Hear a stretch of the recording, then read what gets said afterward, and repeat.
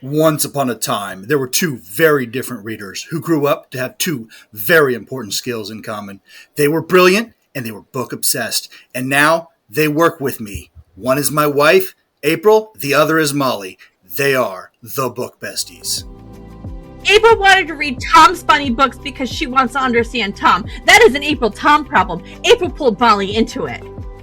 I'll see you next season. How about that? I did not agree to that. And she pays her way by cleaning, which I guess is better than prostituting. There's no sex in the bunny book. Are we like Charlie's Angels now? Good morning, besties. Good morning, Thom. You know what? No, you got to do that more like a D&D and more like battle weary. But you don't have a sword. No, I don't need a sword. Thanks for reminding me. I was talking to Molly. Oh. I have a sword. Thanks for reminding me. Desk swords are a thing in this world now. Yes. Hey, how was BookCon? I am gonna assume it was good because we're filming this before I leave. Wibbly wobbly, timey wimey. It was great. I jumped in, I left, I came back. I'm all packed. She's ready to go. I'm really hoping that I will hand out all of the bookmarks that I've brought with me. If not, the extrovert will do it for you. She's amazing. Well, I have to do it though. Like it has to be me because they're our sponsors. Mm-hmm. Carpe Librum, bookish things for bookish people. Read, think, act, repeat. I got an African proverb on me today. Yes, which is another shirt you can get from them. And you can use our code NEWTHINGS2026 to save $5 off of an order of $20 or more, or is it $25 or more? $25 or more, and it's stackable with all the offers on their website. And if you were lucky enough to meet me at BookCon, because what a privilege I'm sure that was for you, you got a bookmark and you got a discount code to use. Yeah. So please do that. And congratulations to Carpe Librum, because after this is filmed, they are shops. Their store will be open. Yeah, their store will be open, and it's not just if you're following them. If you're not following them on social media, follow them. But it's not just going to be like bookish merch. They have books in there too. Like it's going to be a bookstore as well. It's like a whole thing. It's really cool. And they're still going to be doing conventions, guys. So don't worry. They're still going to be doing the conventions. Yeah. And I believe they have their spring colors out now, too, on the website. So you might want to go nab those before they're gone. Yeah. And one last thing about BookCon, and then we don't have to talk about it anymore since technically I am just making it up that I enjoyed myself. Wibbly wobbly, timey-wimey. Right. I am getting to meet Lee Bardugo and Andy Weir. And Lee Bardugo only has 2 signings the whole weekend, and Andy Weir only has 1. So those tickets went very quickly, and I feel very honored to get them. I'm excited for you to meet Andy Weir because his brain is like magical. And magical science brain. Yeah. So I'm really excited for that. I have a lot of good reservations, and the 2 authors I want to meet that I do not 3 authors I want to meet that I do not have reservations for. Christina Lauren, which I guess is technically 2 people. Rebecca Danzen-Baker, who wrote Soul Match, which we read this season. And she's so good. Matt Dinniman, which I've already met Matt Dinniman, but I want to say hi again. And then you're friends with Matt Dinniman. Just call Matt Dinniman. And then as a bonus, I get to meet Francesca Zappia. Yes. No, you don't get to meet Francesca Zappia. You get to hang out with her and escort her around the building. And we have dinner reservations. That's wonderful. Speaking of Soul Match, before I forget, Matthew Biggs finished it and didn't like it. He told me it wasn't good. Florida Megan read it and she had lots of thoughts. She enjoyed it, but she had lots of thoughts, and they were basically the same thoughts that we had. But it was a good book. It's a great book. I love that book. So let's talk about a not so great book. Come on now. We're not hosting, so it doesn't even matter, man. I forced y'all to read this one, and I know y'all had a lot of angst about feels. Before you even picked it up, you had feels. Are you ready for a synagogue? A synagogue? Yes. We're Jewish now? Are you? I don't know. You mean synopsis. Sure, that word. The synagogue. Funny story about me being Jewish, but not right now.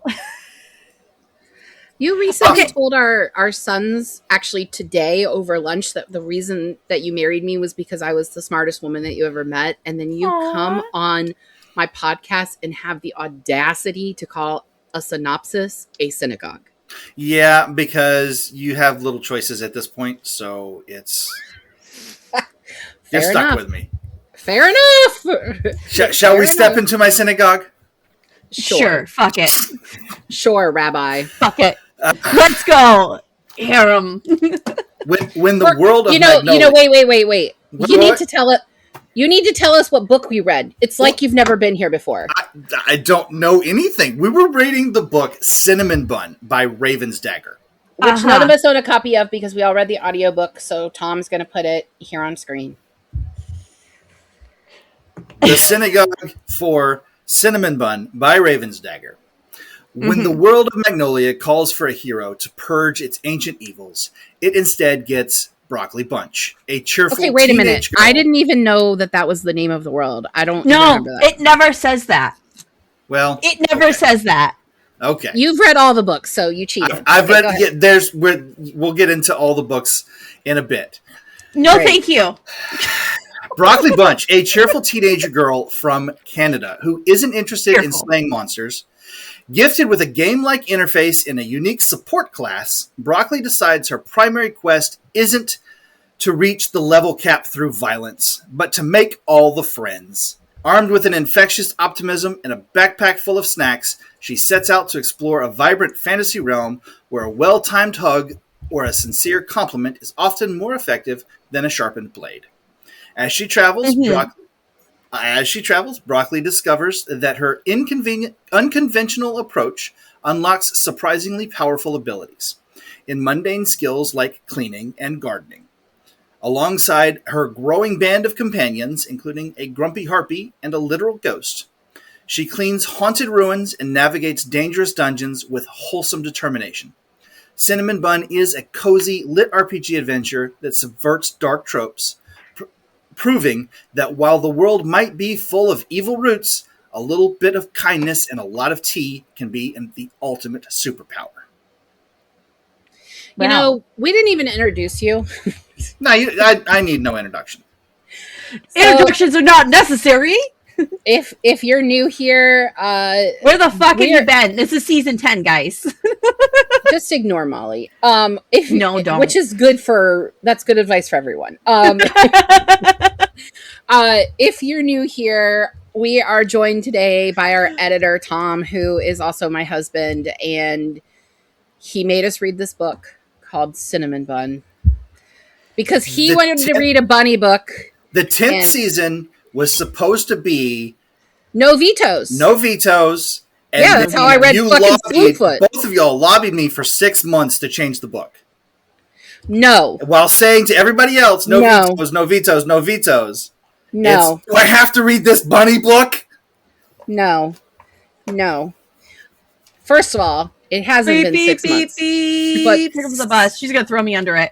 But second of all, I didn't mind reading the bunny shifter erotica because as your wife, this kind of makes me curious as to why you like read it. That's why you do alone. Home. You two home. Me here. Are you saying you don't want to be our third, Molly? Abso-fucking-lutely I am. But we do it like rabbits. Good for you. No, we don't. No. Good for you. No, we don't. This book is a wholesome LitRPG, though. Hang on. Because I need to specify that I was fine with it. Molly wasn't. I already had to read monster porn. But bunny porn, it's got to be softer, right? No! Yes! Bunnies are softer than monsters. There's even a thing in the thing. It's easier to fail a small quest. It's better to fail a small quest than to get monster tentacled. Like, that's Listen, in the book. Yeah, it is. But here's the thing. And just because Katie, you're curious about your husband's reading does not mean you have to drag me along. Okay, well, Katie did the research for us and proved that a minotaur would have a penis like the size of my dog. So I think you're going to get rocked harder by that than a bunny. Jesus Christ. Can we stop talking about bunny sex, please? We can. Definitely, because there is no sex in this book. No sex in the bunny book. There's no sex in the bunny book. That's the one rule you have to remember. There's a lot of other things in this book, though. Too many slices for sure. Okay, go ahead and ask your questions. Well, let's throw April under the bus this time. During the reading of this book, Miss April told me directly that the Did you just call your wife Miss April? Yes, you're Miss April. Okay. All right. Miss April told me that writing a young female character and forcing her to grind the cleaning skill was sexist. It is. A little bit. Cleaning later became one of the first spells that use magic that Miss Broccoli ever discovers. So Functionally, it's no different than the D&D spell Prestidigitation. Different. It is completely different than the D&D spell Prestidigitation. I don't play D&D. She touches an object, she touches a room, magic happens, and the room is clean. That's Prestidigitation. She touches multiple times during the book. She touches her clothes become clean. She touches Amaryllis, Amaryllis becomes clean. Time out, Thomas!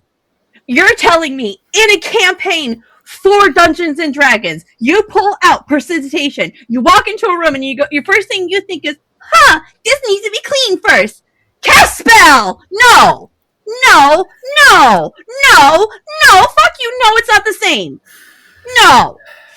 No, this is accessible RPG point. lit for, and it's not really us. Sexist. It's not for us. It's not for us. Prestidigitation has constantly topped the millennial lists of most underrated but overpowered spell in D&D.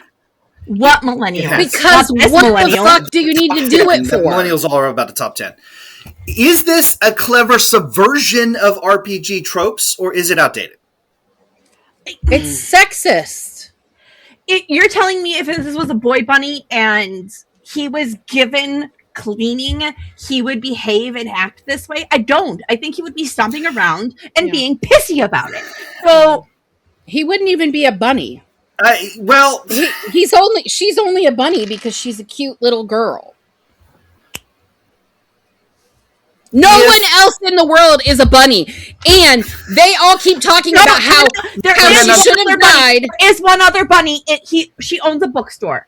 There is an actual bun in the bookstore, and in later books, that bun points her off to a whole city full of buns. Okay, but all the explorers keep talking about how they've never heard of her class before. Because her class is a race. It's a Jewish thing. Her class is a race. It's a Jewish thing. I don't understand the difference because I don't play D&D, but please don't explain it to me because I don't have the energy. So does Cinnabon happen at her bat mitzvah then? No, she's 16. She's 16. She's already 16. She's already past it. She's a woman. Bat mitzvah is at 13. Also, she's Canadian, and I'm not sure. Well, I guess if she's Jews in Canada. There's Jews in Canada. Sure. Okay. There's Cinnabons in Canada too, I guess. Sure. What is this episode? This is the second book in a row that included a main character aged 16 years old. Was Broccoli Bunch more believable as a character than Darrow Olikos? No. Last week, you stated that it was easy to forget that the Reaper of Mars was still a child, being thrust into adult themes. Yeah. We already have strong feelings about the cleaning skill. Miss Broccoli doesn't even like the cute skill, and is immediately given the option to change it and merge it with friend making. Yeah, and then that makes it seducing. Yes. Yeah, the author that just leaves it and leaves it there and walks away. Doesn't even bring it up. He only brings it up one time later with Amaryllis, merging it away to make it work with her class. Here's the thing. This man that wrote this book has never spent time with a 16-year-old girl ever because they would make him cry. They are I thought it was a woman that wrote this book. Oh no, it's a man. Well, now I'm certain it's sexist. Here's the thing.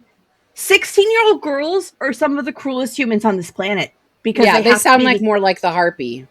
Yeah. I was a 16-year-old girl. I'm raising teenagers, daughters. This is not how 16-year-olds sound. Not even Canadian ones. Okay, just to be clear. I have a friend in Canada. The Canadian 16-year-old girls are the vicious people on the planet, but when they're just as mean as there is. What I don't understand. I'm sorry to interrupt you, Molly, but I have got to put this out there. Okay, go ahead. What I don't understand is that she wanted to go on this adventure. She talked about how her parents were adventurers. She saw the little button and she was like, cool, I'm going to go on an adventure. And then when she got there, she was like, you know what? I should clean. Grind and fight bad guys. It's find where I'm supposed to be. Like, her first instinct was like, I should clean this up first. No! A clean You wanted to go on the adventure and what you wanted to do was make friends and not fight? Like, why'd you even go? I don't understand. Hugging isn't a superpower either, guys. What? I don't know. When I give hugs, they're pretty healing.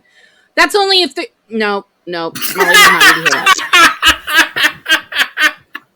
PG. We're keeping this PG. No, we're not. I did not agree to that.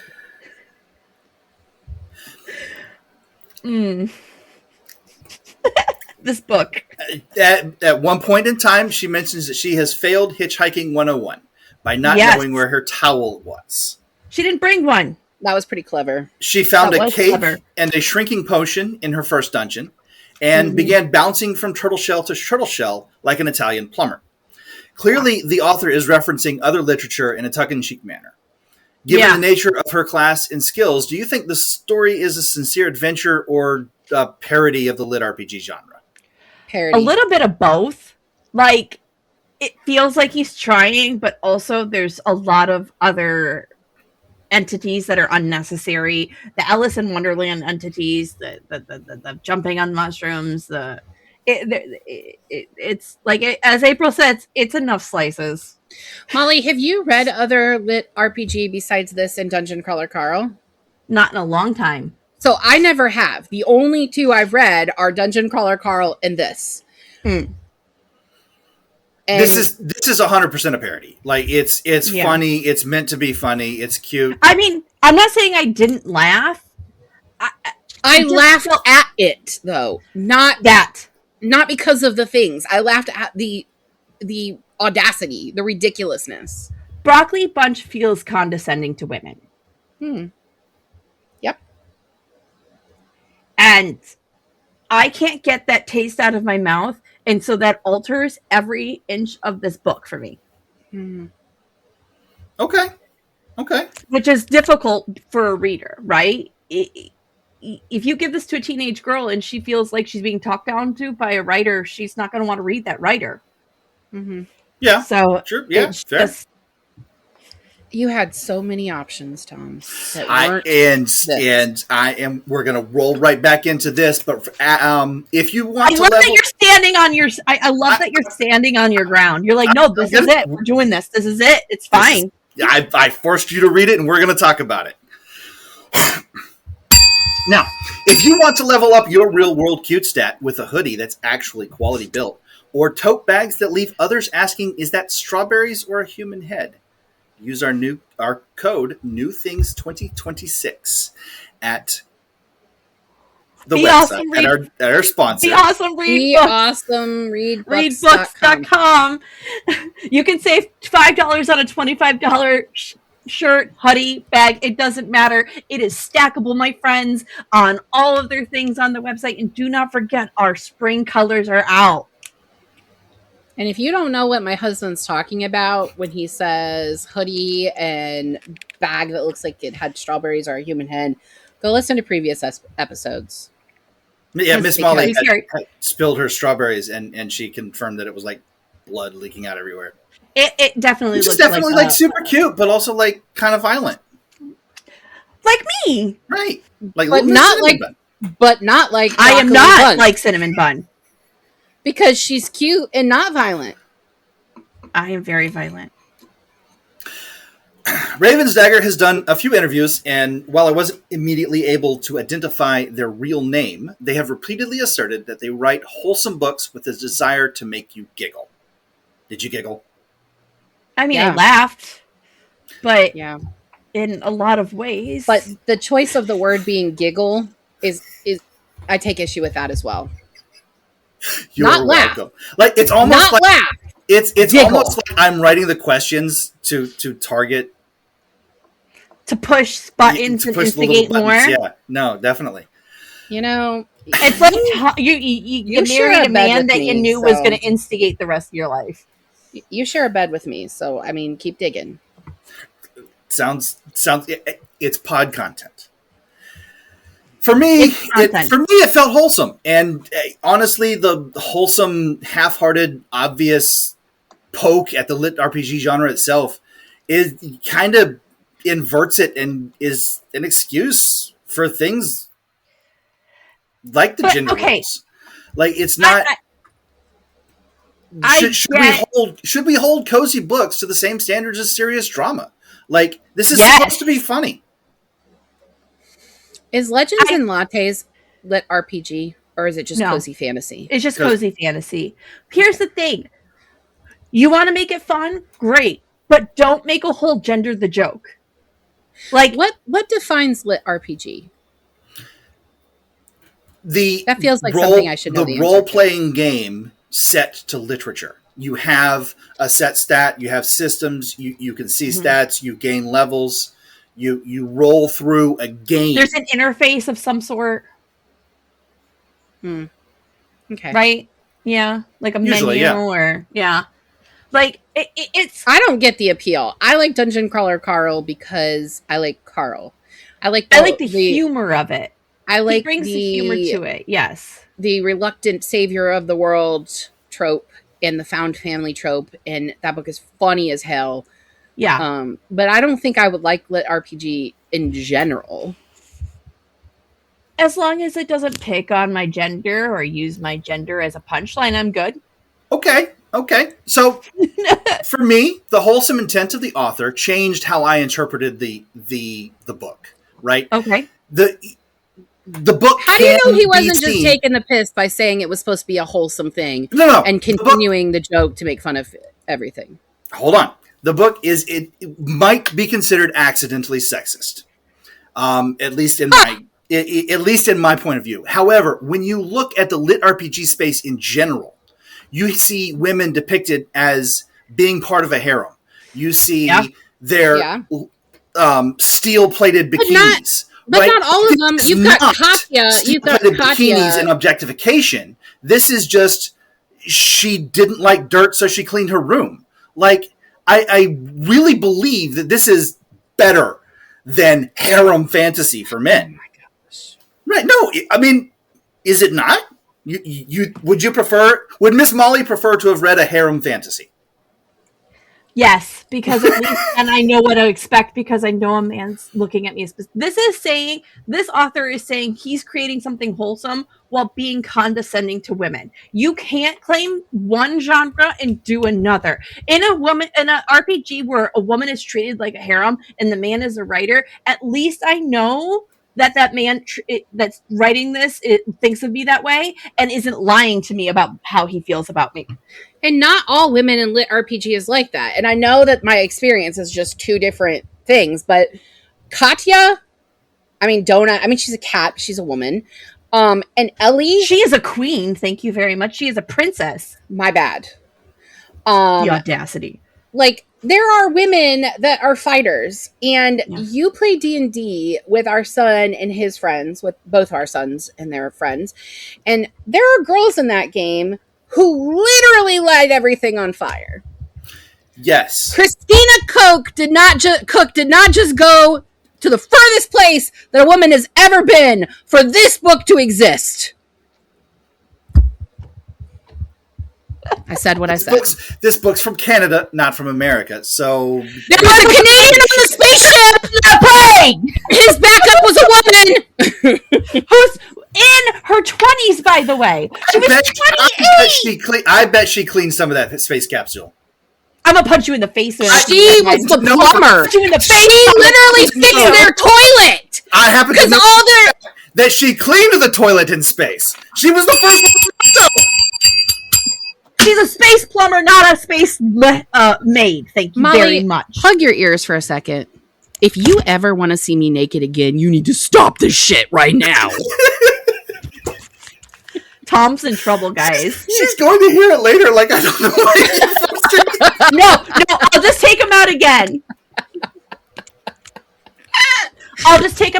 It's fine. I don't need to be in this. All right, we'll move on. Too pure for this world, tasked with cleaning up the world. Miss Broccoli Bunch's thoughts and actions are genuinely pure. Yeah, I've met consistently positive and bubbly people in my life, and they are super fucking annoying. Hey, I'm a bubbly person, but doesn't mean I'm not fucking mean. I have multifaceted. In real life, people this positive can often feel annoying or even fake. Did you find Broccoli charming, or did you want to tell her to take a break? Take a break. Her voice was really... the choices for the audiobook narrator were really bad. It was rough. It was rough. I mean... It was rough. I didn't hate this book. It's not... I don't plan to finish the series, but I didn't hate the book. I rated it higher than 2 other books we've covered this season. So, I mean... I am not the target audience for this book. I'm not either, but I didn't hate it. I just here's my issue with this book, okay? This is my big issue. Yes, the feminism is a big issue. We can put a pin in that. It took 50% of the book, and that is not an exaggeration. I hit the 50% mark in the audiobook, and then the entire world and magic system and point system was explained. Yeah, I had already read 50% of the book, and I didn't even know what the fuck I was reading. Now, if she would have kept with or he, I guess we've decided it's a man. Okay. Yeah. If RavensDagger had stayed with the Alice in Wonderland story for this whole book, I think that would have been really cool. Yeah. Even if she was cleaning everything, even if that's how she beat the Alice in Wonderland story. And then in book 2, she meets the Harpy and joins the team or whatever. That makes more sense. But this is not how you tell a story. I'm frustrated by what bothered me the most. And the reason I gave it the rating I gave it. And it's not that I disliked it. I laughed a lot. I struggled with the audiobook narrator's voice. The narrator was really bad. The narrator was rough. But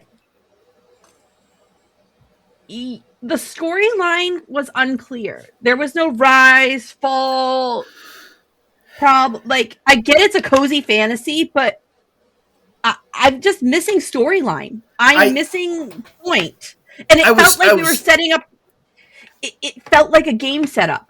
The whole book was just a game. Levels of right, but a whole novel, 15 hours of audiobook for a 12. full game setup.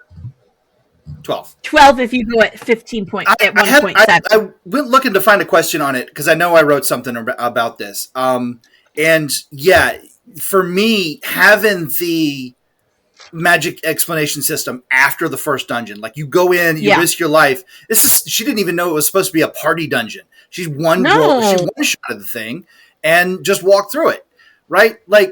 And then realize how much danger she was actually in. It feels backwards, but Broccoli's a naive person. And I felt naive listening to it. And it kind of brought me into her world a little bit to be as naive as Broccoli as an adult. It's just not how you build a world. Let's use Dungeon Crawler Carl for an example. Carl enters that dungeon without knowing all of the rules, right? Right. He learns the rules as he goes along, but there's a consistent storyline, okay? He's learning the rules as he's playing the game. She has already played half the game before she learns the rules. Yeah. But the rules she learned, she didn't break. But like, it she doesn't just she accidentally colored within the lines. As a reader, I need to know those rules to understand what the fuck she's doing besides just cleaning dead people. If this was a video game, I would have stopped playing it. Like, I'm confused on why I'm here. Why is this level this way? Like, it lacks information. And yeah, but I get she's naive, but again, I didn't hate this book. It outranked 2 other books this season. Again. No, we're here. It outranked 2 other books this season for me. Okay. Miss Broccoli Bunch is a 16-year-old who genuinely believes the world at face value. Yeah. I peg her as an unreliable narrator simply because of her naivety. I mean, with quotes like, a wand of cure hysteria. Was hysteria a common problem around here? And that's a vibrator. Yeah. She's hucking when she meets an enemy she doesn't know how to kill. She yeets her magic wand at it. Maybe it'll she's pegging people with dildos and not even knowing it. It's her first reaction to everybody. Hi, I'm Broccoli Bunch. Let's be friends. What? No. Why? That's the kind of doll that gets possessed in a horror movie. Yep. Other quotes include, ancient towers are to be enjoyed regardless of their size. Better to fail a small quest than get tentacle monstered. Dunwich is a silly place for silly people. At one point, she tried to sell her wand of cure hysteria, saying, "It still works. I used it myself." By putting a pure character like Broccoli Bunch into these potentially dirty scenarios, is the author mocking the dark tropes of the LitRPG genre? I'm going to be honest with you. I didn't pick up on a lot of that stuff. And I think the reason is because of how poor the narrator was of the audiobook. Same. I never caught that it was a magic wand. I was like, when you just said it there, a wand of hysteria. The only reason that I knew what that was is because I know historically and contextually that's what it was. But it didn't occur to me until in the book now. Right. Yeah.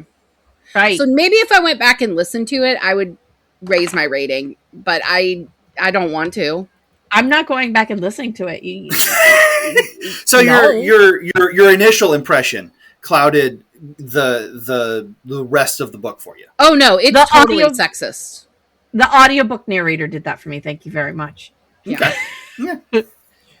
It's sexist in the cleaning, and the audiobook narrator is really, really bad.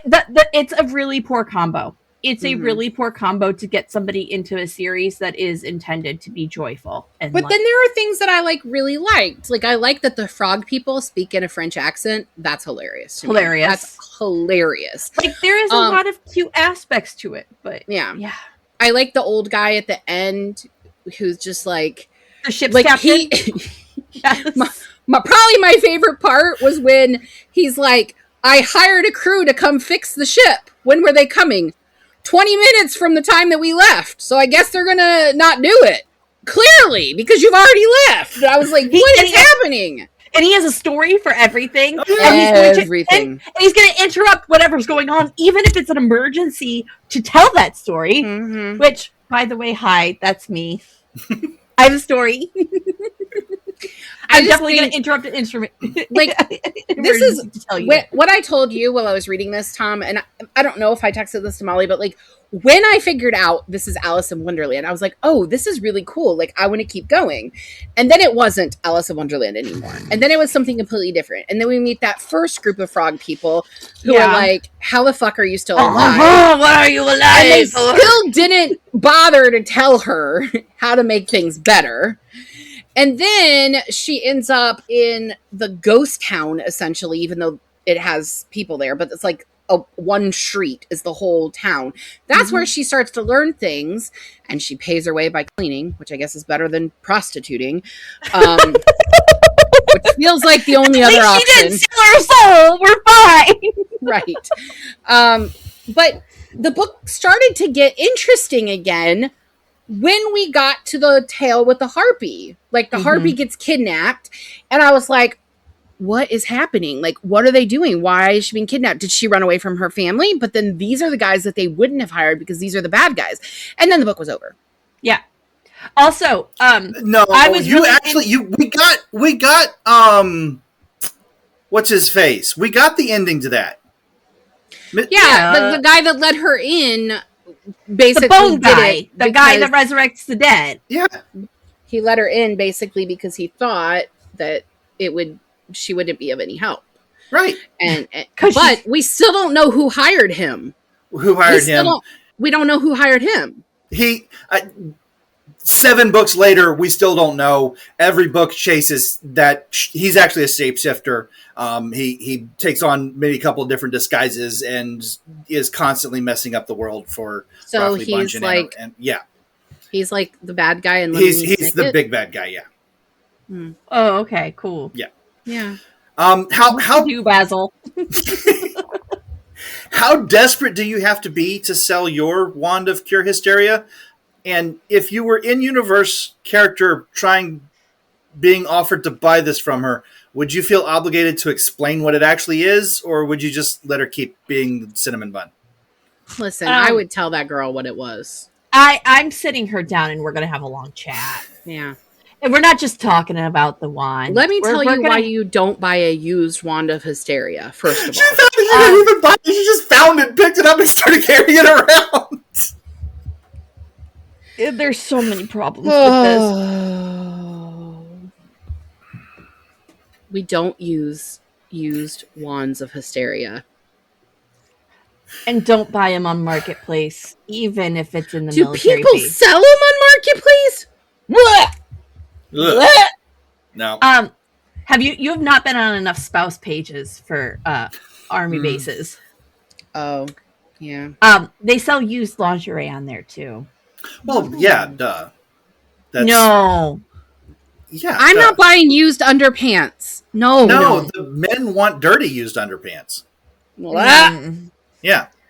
No, it's a wives page selling it to each other, sweetheart. Well, that's just weird. Yeah, that's the point. The weird part. Okay, Yeah. okay. No, like women selling to other men is. Yeah, but there's like a whole niche market for that. There's a whole niche market on the internet for that. We're not doing that. Used underwear. We're not doing that on Facebook Marketplace. You know what I'm saying? I have enough of your own used underwear. I don't need to buy it. No! And I mean no! I also mean no. This is not the place for that, Thomas! There is never a place for that. This is especially not on the internet. Next question. About halfway through the book, we finally get to Port Royal. Port Royal later becomes the setting for the next few books. When Broccoli Bunch thinks about her future, she says she's going to ride a dragon and be a pirate captain, complete with tricorn hats on her and her husband's head, and the airship will have a little garden and dog and several cats. Well, we don't get to see the white picket fence, but we do see her version of the white picket fence. Some of these do later become true. She gets to ride a dragon. She has her own airship. Port Royal, is it a real dragon or is it a Wanda hysteria? It's a real dragon. Hold on. Port Royal is a turning point where the scale of her world really opens up. Right. Have you ever achieved your teenage dream only to find out that the day-to-day reality is messier or snarkier than you expected? Yes, I'm raising 2 of them. They're. Have you not interacted with teenagers lately? We have one now. Yeah, we have one now. Yeah. Yeah, it's a magical time to be a parent. Yeah. He has so much snark that I just want to punch him in his face. That's when you break. We brought back corners at 13. Go stand in the corner. You're pissing me off. Because it feels condescending to say that to a 13-year-old. It pisses him off. We can't even send him to his room as a punishment because that's where he wants to fucking be anyway. That's his happy place. So send him to the corner. Go to the corner. Can you imagine, Thom, if we put James in the corner? Let me know if it works out. Oh my gosh, I'm loving this. He'd wander off and be on the corner of the garden and be like, "I'm still in a corner." That's fair. He probably would. He would use reality. Yeah.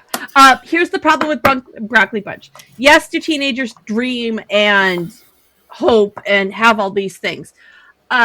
Me personally, teenagers ruined parenthood. No, I'm very happy with what I have, but also, yes, I did not think motherhood would be this difficult. You know, like, I mean, my teenage dream was to marry Lance Bass, and he's gay. So, my big teenage dream was to get the fuck out of Nichols, and I did that. So I did get the fuck out of Mansfield, so I did do that. My big plans were to have a desk job with letters and numbers behind my name. And you did that for a while. I went to the Coast Guard and was an LS1 and was a desk job, and I was sitting there going, damn, this fucking sucks and hurts. This is really stupid. I had numbers and letters attached to my name too, and I got tired of looking at those screens, boy. I mean, I went to college to be a journalist because I wanted to live in New York City and be a really fancy journalist. I got to college and changed my major because I really thought, well, everything was going bust at that time. I switched my major to education. I was still a teenager when I did that. I was 18, and I hate being a teacher. I hated it. Mm-hmm. I love being a librarian, but if you would have told me as a teenager I was going to be a librarian, I'd be like one of those ladies with like buns in their hair. Like, no. Cardigans? Like what? Yeah. What? Cardigans are the best. I love But cardigans. I do frequently wear my hair in a bun and in cardigans, but I'm not a stereotypical librarian. So, getting back to that dragon, she does end up riding a dragon. It's a giant male black dragon. It comes in and... Tarn? No, close. It comes in and just as it's opening, breathes fire all over the Port Royal and just like destroys a quarter of the city. And good job, Broccoli. He does this in order to bring out the nobles so that he could capture a princess, so that he could take the princess back and learn how to talk to girls. Right. So Broccoli Bunch and Amaryllis get together and they have like little class sessions about how they teach a dragon boy how to talk to girls. Like, it's super cute later. I have a question. Why name her Broccoli? I don't know. That's a question for her parents. She was named Broccoli before she got into the world. She was? Yeah. I mean, Canada's odd, but Canada's not, hey, let's name our children after vegetables odd.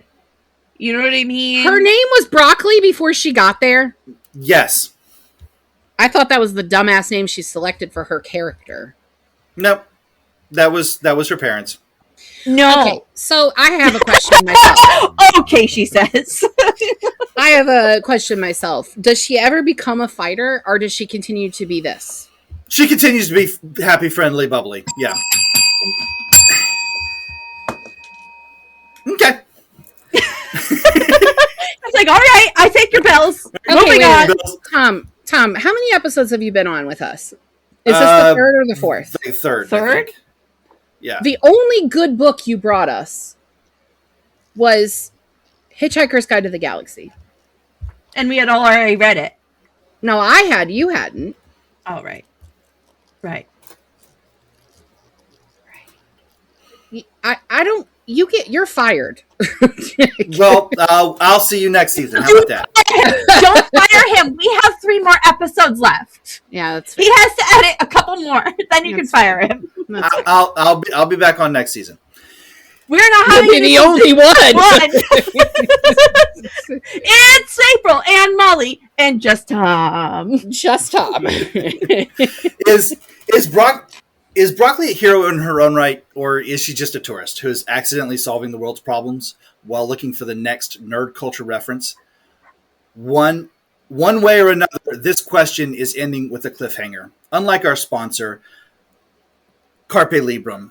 Well, hey, I'm wearing a Carpe Librum shirt today. Can you? Okay.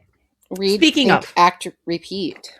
Speaking of, I went on their website the other day. Did you know how easy it is to do a full shopping on there? It is so freaking quick.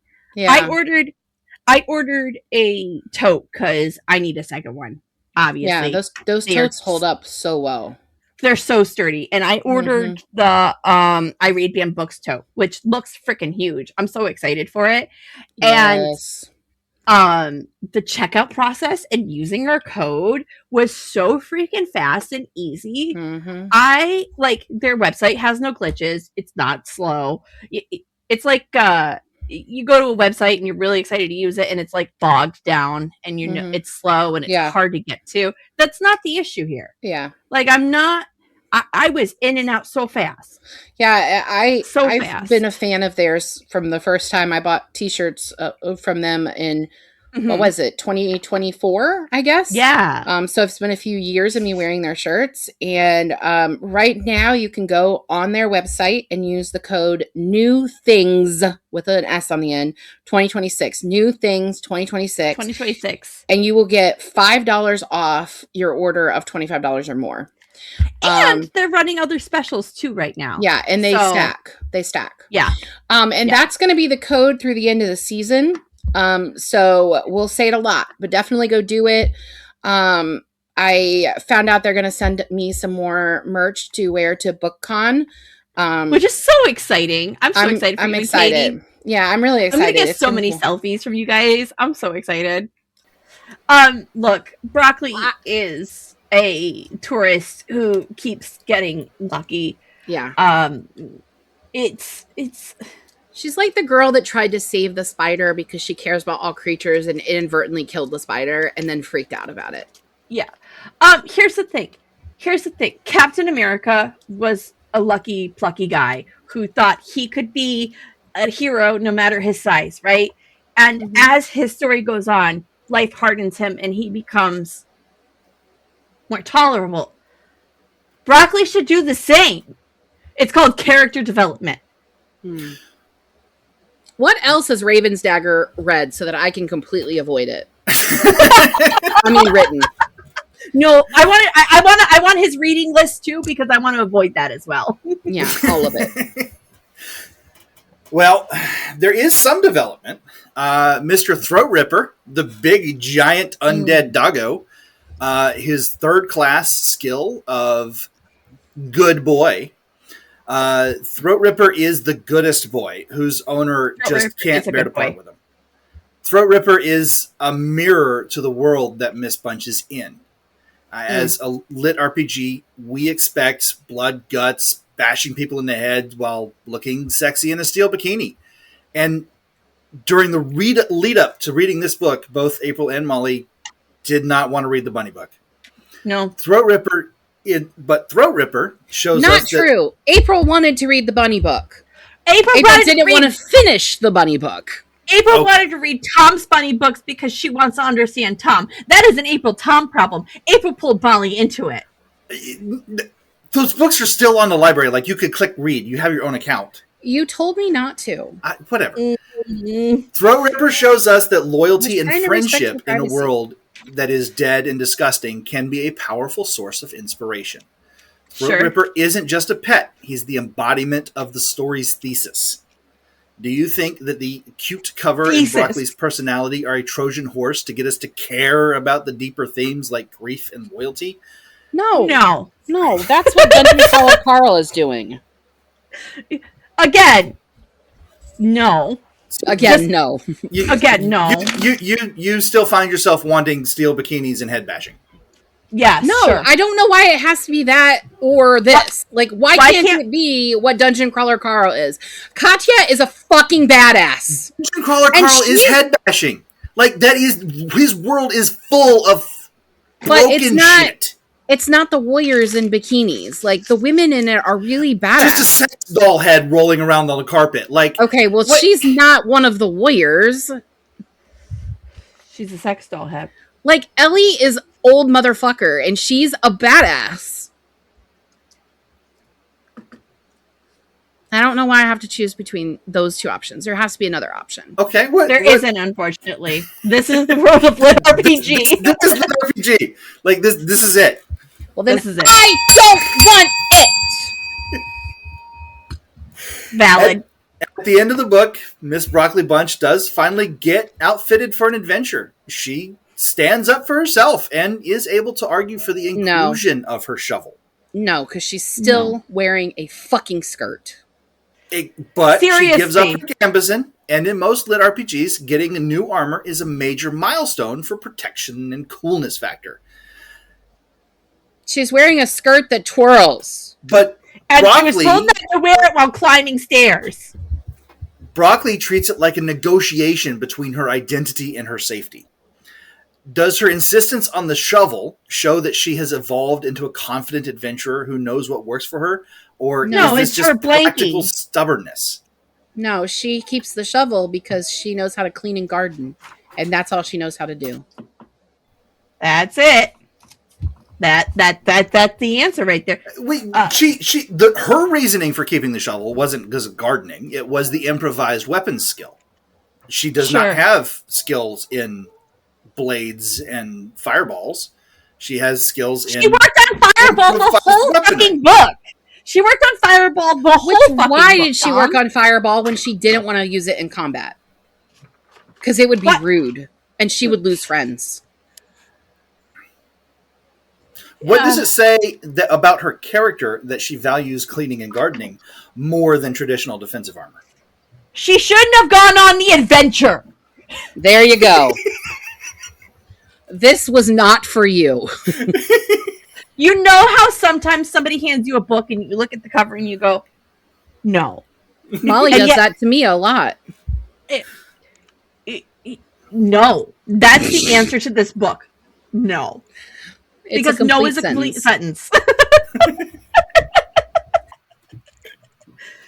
Oh my god. At the end of the book, we get to go shopping for a second class. The world system seems to be set up pretty close to real life. The real world gives you your first class and skills through natural skill and determination. And we get to choose our second class through deliberate study. Some people choose a college degree in what you're naturally good at, and some people choose to learn everything and be well-rounded. If you got to choose a second or third class, how would you approach the task, and what would you pick? I'm too tired to think about that. I don't think I understand the question. But Sam Okay, told you me mean- today that his new character is a sorcerer dragon born, and that sounds cool to me. Can I do that? I'm implying that the book is coming of age, and that we should reflect on our own lives to say, hey, do we go find something cool to be, or do we look at a college catalog and like flip through it and go, nah, I could be this. Baby, I love you, but you're looking for deep meaning in a book that doesn't have any.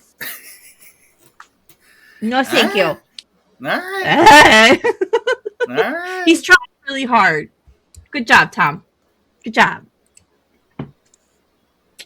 You did your best. No, I got you to read a bunny book. That's what I'm happy about. I'm happy I got to get to force Molly to read a bunny book. Like, It was a bunny book. It indeed was a bunny book. Good job, Thom. I still don't understand the appeal, but Of bunnies specifically. yeah, But she's not even really a bunny. How is she considered a bunny if she's not really a bunny? okay, right. later books, she does actually get bunny ears and actually ends up with 4 total ears. Like she gets, Four? she has her human ears and her bunny ears in like book 5. No, you should have one set of ears. She has 2 sets of ears. That's too No. many years. No. Yeah. So she does later like physically evolve into a bunny. No, thank you. She ends up being like the tallest bun in the world and stuff like that. That's because she's human. Because she's human. Yeah. Okay. Can we talk Next about the week? ratings? No, we Oh, don't. yeah. Well, first, do you have any other burning questions that you want answered publicly? Oh, burning questions I want answered publicly. No. No, no, I'm good. Really, I don't no. need to talk about Cinnamon Bun anymore. Okay. You know that I still love you, right? Of course, you have to. No, I Wow. don't. I don't. I have a choice. I don't have to keep loving you. Okay. You say so. At least you He can. says so. Like he's gonna keep you trapped in a dungeon. Right. Like, are my options love you or you're going to murder me? Because, like, that feels like... It's on camera. Don't worry. I have the evidence at least. It does sort of feel like you. I brought a wholesome book to the discussion. Miss Sure. April A brought wholesome head book bashing and murder. A wholesome book that has a vibrator in it. And a sexist undertone towards women. Okay. It's So, cute. what did you rate it, Thom? What did you rate it? I'd give it a 4. Like you're right. It's not as good as Dungeon Crawler Carl, but it as a funny nerd culture side quest while we wait for the next book to come out. Yeah, binge the books. It's fun. Okay. I gave it a 2.25, and I gave it a 2. The 2 books I rated lower than this from this season are Morning Glory Milking Farm, which chimed in at 2, and Slewfoot, which I gave a 1/4 because it doesn't allow you to give to 0. My book was better than Molly's. My book had demons in it, and she's a religious person. Doesn't That's not count. why I didn't like it. Oh. You need to go back and listen to that episode or read our text messages, because that's not why I didn't like it. I didn't want to read it because of the demons, but I didn't like it because it was terrible. And scary monsters that are children fish. It didn't make any sense. Neither does this book. Well, yeah. This makes perfect sense. She wants to make friends with everything. That's the goal. Maybe if she made friends with that magic wand of hers, she'd be better off. You know what, Thom? Talk like Broccoli Bunch for a day. In public, in real life, and tell me how that goes for you. Oh, I already said it's annoying. Okay. Doesn't mean it's not a cute little book. Do you have more questions for us, or can we talk about next week? What are we doing next week? Next week, we are reading Variation by Rebecca Yarros. So this is our first time reading a contemporary romance by Rebecca Yarros. And it has a main character that's a Coast Guard swimmer. And a ballerina. And there's already been a quote of, "If you want to see me in uniform." And I texted that to Molly with, no, Coastie, no. I'm just really glad that she didn't make him have been through the Coast Guard Academy as a rescue swimmer, because that's not how that works either. Yuck. That's not how that works. No, but I could see how people who don't know how that works would be like, "Oh, this is so cool." Yeah. Obviously, she did her research at least. Did she? I don't know. I don't know. We'll find out when we finish the book. All right, so we're doing this. That's how we're going to end the month of April. And then we only have 2 episodes in May. We are going to take the week after Variation off, mostly because I need to catch up, because I'm going to be in New York City, which by the time this episode airs, wibbly wobbly timey-wimey, I've already been to New York City, but I need some time to catch up. And we're going to end with 2 killer books that both come highly recommended and are thick daddies. So we need some time to read those. Yeah. Thick mama jamma. Yeah. And we will talk about those more next week. Okay. So don't forget to be awesome, readbooks.com, and save $5 off a $25 or order or more with our code NEWTHINGS2026. All right. We'll see you next week. Bye. Thank you for joining us on Book Besties. Don't forget to like and subscribe. The views discussed here are barely those of April and Molly, and not those of anyone else. Today's book was Cinnamon Bun by the author calling themselves RavensDagger. We'd like to thank our sponsor, Carpe Librum, the shop that has bookish things for bookish people. And right now, you can save $5 off your order of $25 or more using our code NEWTHINGS2026. Your book besties are Molly Biggs and April Watkins, editing by Thomas Watkins, and music is Sleep Sweetly by Brigida. Don't forget to follow the Book Besties on Facebook, Instagram, TikTok, and YouTube. If you'd like to contact the Book Besties, please email us at bookbestiespod@gmail.com or visit our website, bookbestiespodcast.com. Until next time, besties, support search and rescue and get lost in your favorite book.